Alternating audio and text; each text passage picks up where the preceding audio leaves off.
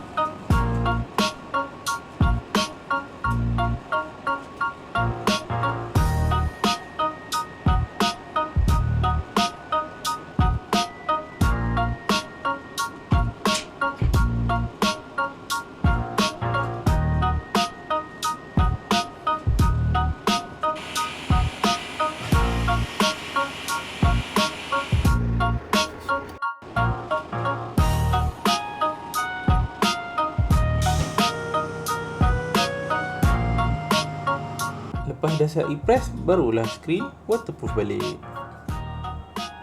Touch semua okey. Saya tak dapat nak check dalam sebab customer tak bagi password. So korang kalau nak tukar gelas murah-murah, boleh PM Zulfix.